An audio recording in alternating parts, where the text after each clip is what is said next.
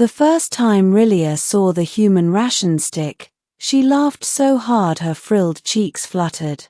"That," she said, pointing at the brown, uneven cylinder in the human's hand, "is supposed to be food." Jacob Reyes looked down at it, then back at her, unfazed. "Yep. Sausage. Smoked. Preserved. High protein." Rilia tilted her head, 4 golden eyes blinking in disbelief. As a junior xenocultural analyst of the Valari Union, she had studied thousands of species. She had consumed nutrient gels harvested from algae, mineral-infused crystals, even fermented fungus grown on methane worlds. But this, "It looks like a mistake," she said bluntly. "An accident that gained confidence." Jacob laughed, a deep, easy sound. "You should have seen the factory it came from. That thing had less confidence than you do right now." They were seated in the shared mess hall of Outpost K-17, a neutral research station orbiting a quiet blue dwarf star. The station hosted dozens of species, but humans were still a novelty. Dangerous, unpredictable, endlessly fascinating. And their food was infamous. Rilia leaned closer, sniffing. Her species relied heavily on olfactory analysis. The scent hit her all at once: smoke, salt, fat, something rich and warm that triggered a faint flutter in her lower stomach. She recoiled instantly. "By the stars, it smells aggressive." "That's flavor," Jacob said proudly. Rilia crossed her arms. "Your people conquer planets with this." "No," Jacob replied. "We conquer planets with logistics. This just keeps us happy while we do it." Rilia had not planned to think about the sausage again. But later that cycle, while reviewing human cultural resilience data, her mind kept drifting back to the mess hall. Humans, according to every statistical model, should not have survived their own planet. Extreme climates. Constant tectonic instability. Predators everywhere. And yet, they thrived. One recurring variable appeared in every model. Human morale. They bonded over stories, over rituals, over shared meals, and over food that, by Valari standards, was borderline toxic.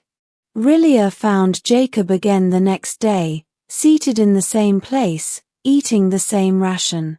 "You are consuming it again," she observed. "Still works," he said, holding it up. "Want to try?" She scoffed. "I would not risk my digestive tract on that." "Suit yourself." He took a bite, chewing contentedly.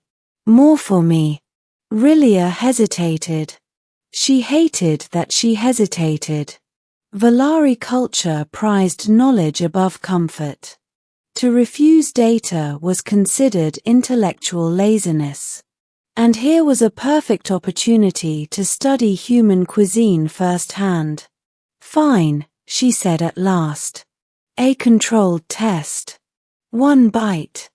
Jacob's grin widened. "That's the spirit."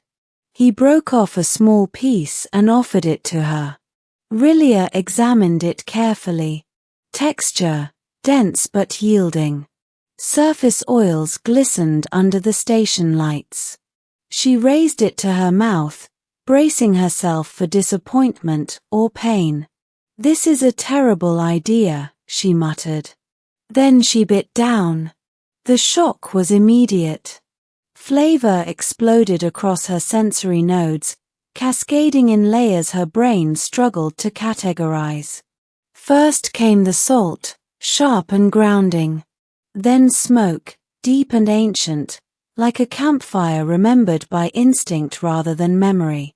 Then fat, rich and satisfying, triggering an involuntary shiver through her frills. Her pupils dilated. Her tail stiffened. Her ears flattened in stunned silence. Jacob frowned. You okay? Rilia did not answer. Her world had narrowed to that single bite. It was warm, comforting, dense with energy in a way nutrient gels could never be. This wasn't just sustenance, it was assurance. A promise that the effort of survival was worth it. She swallowed slowly, then stared at Jacob as if he had just revealed a cosmic secret. "What did you do to this?" she demanded. He blinked. "We cooked it." "This is not cooked," she said weakly. "This is engineered joy." Jacob laughed. "Told you. Want another bite?" Rilia hesitated for exactly half a second. "Yes." Word spread quickly. Within days, a small line formed near Jacob's usual seat.